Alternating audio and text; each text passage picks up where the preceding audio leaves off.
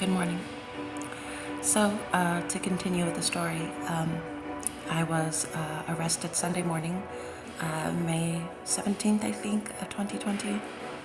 I was sent to Long Beach jail where I stayed for a little under a month, I think, maybe even just a few weeks. It felt like forever. But I do remember when I was transferred to Linwood, the George Floyd incident had just occurred. I was out of no, I was in jail, I think, when it happened. I don't really remember the incident.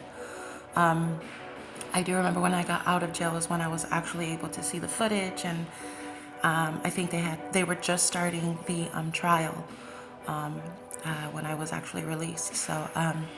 When I was transferred to Linwood, all that to say, when I was transferred to Linwood, there was a lot going on. Not only were we in the middle of the pandemic, but there was riots happening in the streets apparently.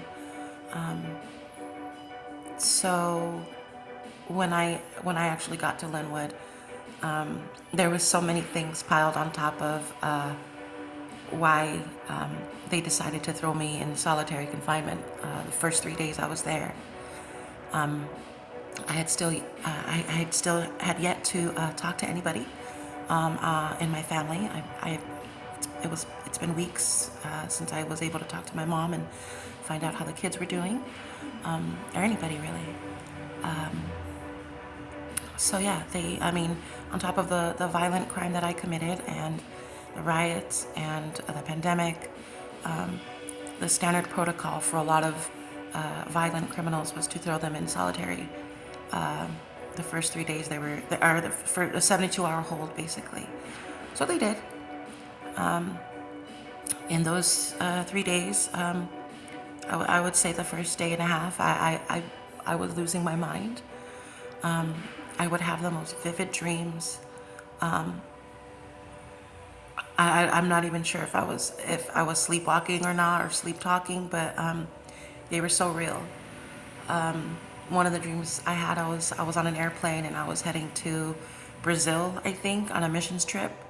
And I'll never forget how real it felt. I can feel the wind in my face, and for some reason the airplane was like a convertible. So like I can be in this. I remember being in the sky and just feeling the wind, and remember being told that, thank God you're here because we need you. We need you on this mission. And it's just the most weirdest, most vivid stuff. And in those first 3 days, because I really didn't have any other choice. I talked to God a lot. I mean, what else? What else are you gonna do? Suffice it to say, I was very much losing my mind, and it was strictly a higher power that was actually keeping me together. Once they let me out of solitary, I think a day later, once I found my cell, was when I was actually able to settle in and call a family member. I want to say it was my mom. Could have been my sister. I don't really remember.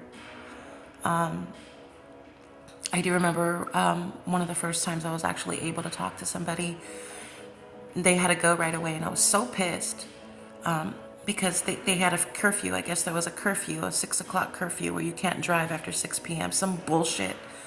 So pissed at them for choosing to follow some stupid curfew than to talk to me, given that this was my only chance to call them.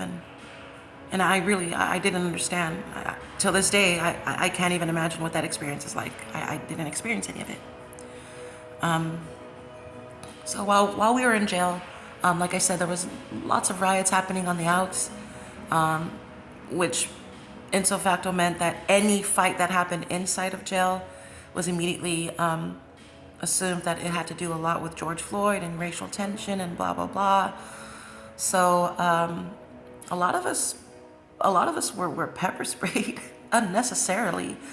Anybody who was involved in a fight, if you were on the floor at the time, you were pretty much gonna get thrown back into your cell, regardless of what you did or didn't do. On top of being pepper sprayed, which itches and burns, and it's just awful. And yeah, I mean, some of the girls couldn't behave. it's jail. Shocker. So yeah, the rule for about the first 3 months I was there, we were on lockdown. We had an hour to shower, but 23 hours of the day we were in our cells. So I did a lot of reading. I did a lot of reading. I think I must have read about 7 books or so, like the first 3 months I was there, and just living vicariously through those characters. And I learned a lot. I did make some friends. I did see corruption. Not all cops are bad cops, but I didn't see any good ones when I was in Linwood jail.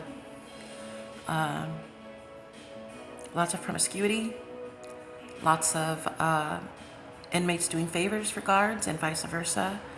I mean, it's a way of life in there. So like, who am I to judge? Like, it's not my job, and it's not my life as an inmate. So I mean, really, it was odd to see. It's like watching a movie, to see it actually happen, and like that kind of stuff happening in front of you. But yeah, and again, not to say there wasn't any good moments. We weren't able to have visitors at all. But I did get word that my uncle every once in a while would come by and put money on my books, and that made me feel good. It's so easy to feel unloved when you're in a situation like that, and that's jail. You're not supposed to feel love while you're in jail. That's why it's jail. It's supposed to teach you a lesson, and you're supposed to never ever go back ever again. That's the whole point of it. But yeah, it was a hell of an experience. I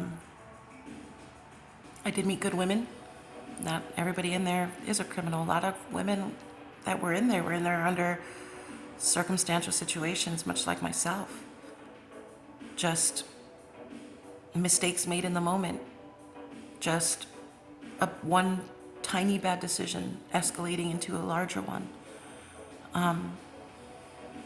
Not to suggest everybody in there is good, but I did meet a lot of good women, and I'm friends with some of them till this day. The hard part, I think the hardest part in there was obviously not having my kids. I was in jail from the months of May to right before Thanksgiving is when I was finally released.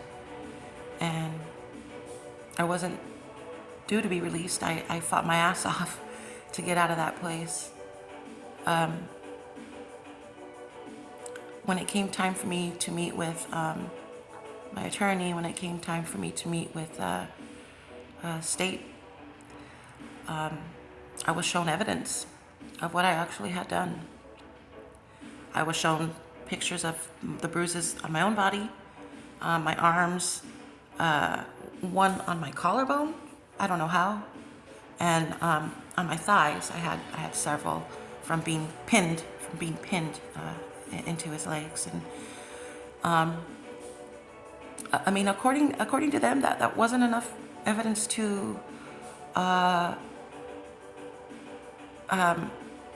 they were basically saying I wasn't in enough place for me to be fighting for my life.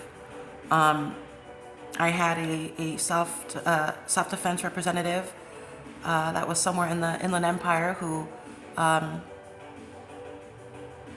the exact opposite. Like, no, these are defense wounds. Like, she's clearly being held down here. The bite marks that I left on him, which were also photographed, were only to suggest that I was like a snapping turtle. I was using my head to get this person off of me, the only thing that I had. And I'll be honest, I don't remember biting him more than once. I do remember telling them straight up I did bite him. I bit him on the arm because that's what I thought I had done. Like it was mentioned before, he was a skinny fella, so I did grab flesh. We didn't have much of that. So, no, turns out I bit him about 2 or 3 times, and again, I don't remember it, but I can't imagine it. And I really can't imagine how how scared I must have been to think that this is the only way I'm going to be able to get this person off of me. In that moment, I don't really remember being scared. I just remember being, I don't know what the word is. The word that's coming to me now is bothered. Bothered that I trusted this person. Bothered that I let this happen. Bothered that I'm letting this, like, how dare you? I mean, he wasn't even my boyfriend. He wasn't my husband. He wasn't the father of my children. How dare you? We don't even know each other, and you're treating me like we're together. Like, and again, it's because of past abuse that I, in my own head, this is something couples do, and I don't remember being scared. I remember thinking, well, what's wrong with him? I remember thinking, what did I do? I remember thinking, how do I stop this? I remember thinking, where are the kids? Like, I remember thinking all of these things. I don't remember seeing the kids. But again, in my mind's eye, I can see them standing in the doorway. Who knows if they were scared or not, if they were crying? I don't.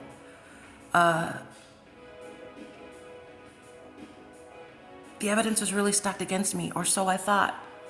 Because it turns out the entire time I was in jail, he was sending text messages and emails to my sister, admitting fault, little by little. And all I can tell her is keep him talking.